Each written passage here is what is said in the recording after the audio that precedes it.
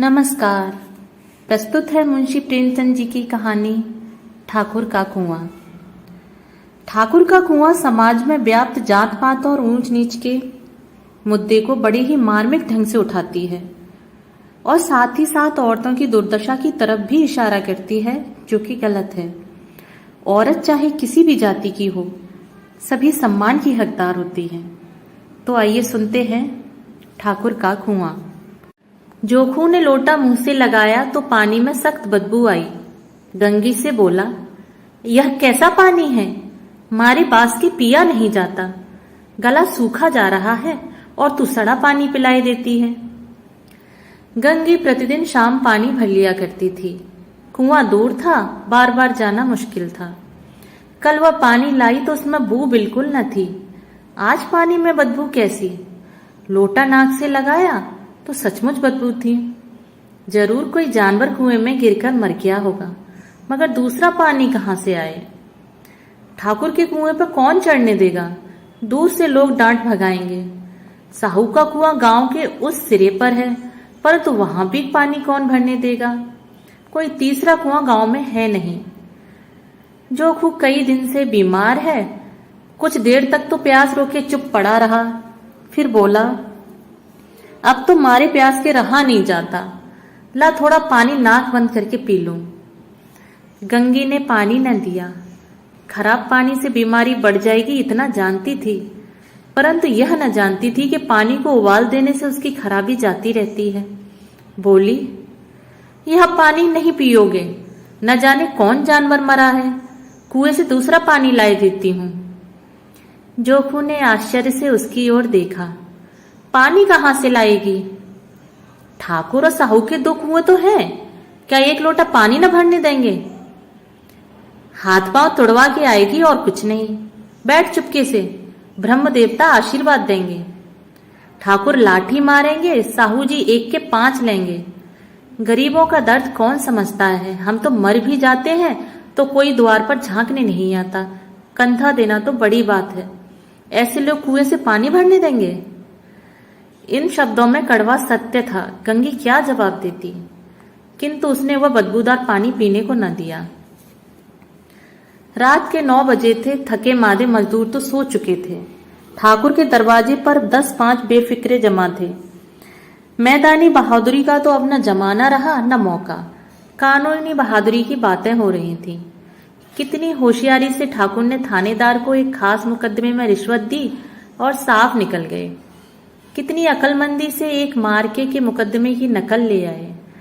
नाजिर और मोहतमीम सभी कहते थे नकल नहीं मिल सकती। कोई 50 मांगता, कोई 100। यहाँ पैसे कौड़ी नकल उड़ा दी। काम करने का ढंग चाहिए।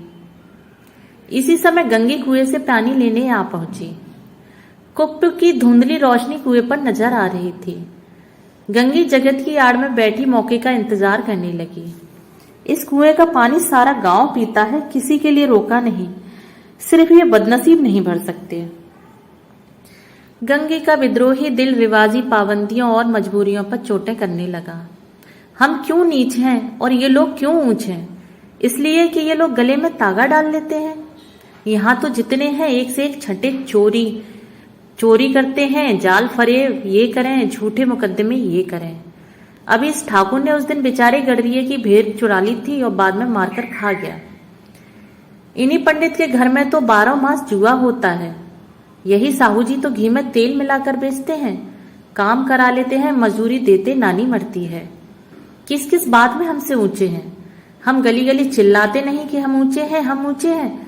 कभी गांव में आ जाती हूँ तो रस भरी आंखों से देखने लगते हैं, जैसे सबकी छाती पर सांप लौटने लगता है। परंतु घमंड यह है कि हम ऊंचे हैं। कुएं पर किसी के आने की आहट हुई। गंगी की छाती धक धक करने लगी। कहीं देख लें तो गजब हो जाए। एक लात भी तो नीचे न पड़े। उसने घड़ा और रस्सी उठा ली और झुककर चलती हुई एक वृक्ष के अंधेरे साये में जा खड़ी हुई। कब इन लोगों को दया आती है किसी पर? बेचारे महंगू को इतना मारा कि महीनों लहू थूकता रहा। इसीलिए तो कि उसने बेगार न दी थी। इस पर ये लोग ऊंचे बनते हैं। कुएं पर स्त्रियां पानी भरने आई थी, उनमें बातें हो रही थी। खाना खाने चले और हुक्म हुआ कि ताजा पानी भर लाओ, घड़े के लिए पैसे नहीं है। हम लोगों को आराम से बैठे देखकर जैसे मर्दों को जलन होती है। हाँ, यह न हुआ कि कलसिया उठाकर भर लाते, बस हुक्म चला दिया कि ताजा पानी लाओ, जैसे हम लौंडिया ही तो है। लौंडिया नहीं तो और क्या हो तुम? रोटी कपड़ा नहीं पाती, 10-5 रुपए भी छीन झपट कर ले ही लेती हो, और लौंडिया कैसी होती हैं? मत लजाओ दीदी, छिन भर आराम करने को जी तरस कर रह जाता है। इतना काम किसी दूसरे के घर में कर देती तो इससे कहीं आराम से रहती। ऊपर से वह एहसान मानता। यहाँ काम करते करते मर जाओ, पर किसी का मुंह ही सीधा नहीं होता। दोनों पानी भरकर चली गईं, तो गंगी वृक्ष की छाया से निकली और कुएं की जगत के पास आई। वे फिक्रे चले गए थे। ठाकुर भी दरवाजा बंद कर आंगन में सोने जा रहे थे। गंगी ने क्षणिक सुख की सांस ली। किसी तरह मैदान तो साफ हुआ। अमृत चुरा लाने के लिए जो राजकुमार किसी जमाने में गया था, वह भी शायद इतनी सावधानी के साथ और समझबूझकर न गया हो। गंगी दबे पांव कुएं की जगत पर चढ़ी। विजय का ऐसा अनुभव उसे पहले कभी न हुआ था। उसने रस्सी का फंदा घड़े में डाला, दाएं बाएं चौकन्नी दृष्टि से देखा, जैसे कोई सिपाही रात को शत्रु के किले में सुराग कर रहा हो। अगर इस समय वह पकड़ ली गई तो फिर उसके लिए माफी या रियायत की रत्ती भर उम्मीद नहीं। अंत में देवताओं को याद करके उसने कलेजा मजबूत किया और घड़ा कुएं में डाल दिया। घड़े ने पानी में गोता लगाया, बहुत ही आहिस्ता, जरा भी आवाज न हुई। गंगी ने 2-4 हाथ जल्दी जल्दी मारे, घड़ा कुएं के मुंह तक आ पहुंचा। कोई बड़ा शहजोर पहलवान भी इतनी तेजी से न खींच सकता था। गंगी झुकी के घड़े को पकड़कर जगत पर रखे कि एकाएक ठाकुर साहब का दरवाजा खुल गया। शेर का मुंह इससे अधिक भयानक न होगा। गंगी के हाथ से रस्सी छूट गई। रस्सी के साथ घड़ा धड़ाम से पानी में जा गिरा और कई क्षण तक पानी में हिलकोरे की आवाजें सुनाई देती रही। ठाकुर कौन है, कौन है? पुकारते हुए कुएं की तरफ आ रहे थे और गंगी जगत से कूदकर भागी जा रही थी। घर पहुंचकर देखा कि जोखू लोटा मुंह से लगाए वही मैला गंदा पानी पी रहा है। कहानी सुनने के लिए धन्यवाद।